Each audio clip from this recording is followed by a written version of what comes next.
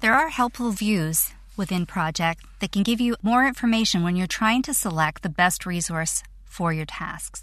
I've opened up a clean project resource number 2 project plan to work with.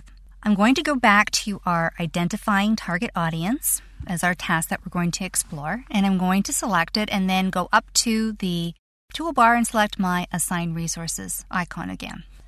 When you open up that particular screen, you're going to notice that all of your resources are selected in black, so the system defaults to select all of the list for you.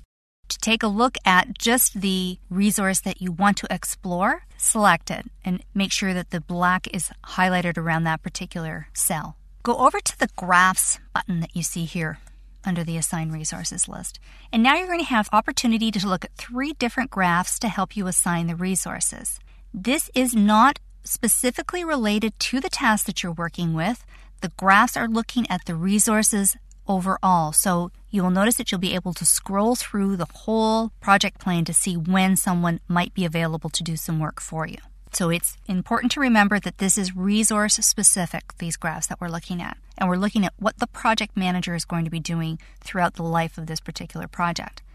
The first graph that we take a look at here is our remaining availability. So if I'm taking a look at when I would like my project manager to work during the week of March 11th, I can see that he or she has availability on the Monday. They're free completely on the Monday. As I scroll through the list, I see that they're busy for the rest of the week. And if I go to the week after that, the availability is much freer. They don't have anything on in terms of this particular project from Tuesday through to Friday. So here I can see when my resource of the project manager is available to work for me. If I've over-allocated this particular resource, they're going to have an availability of 0. So you'll just see the line right at the very bottom so that you know that this person is not available to work on the task that you're investigating them about. If I go up to the top here and I pull down my drop-down list, I can move down to my work graph. And what my work graph will show me is when this particular person is working during that week. So very similar to the availability, it shows me when the person is working. I can also take a look at the assignment work, and here I'm identifying the total workload of the particular resource based on the tasks that we're investigating.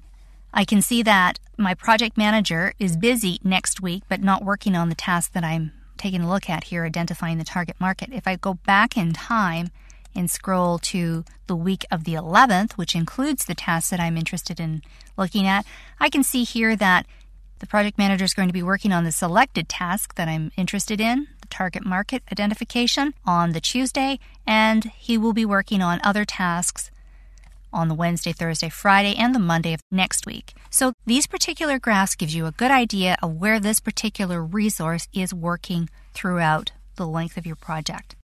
Keep these in mind and use them to your advantage when you are assigning resources to your project workload.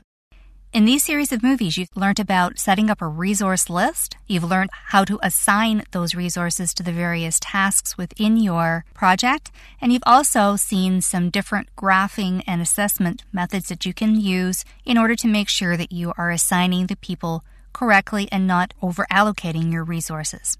In the next chapter of movies, we're going to be taking a look at managing costs and assigning costs within your project plan.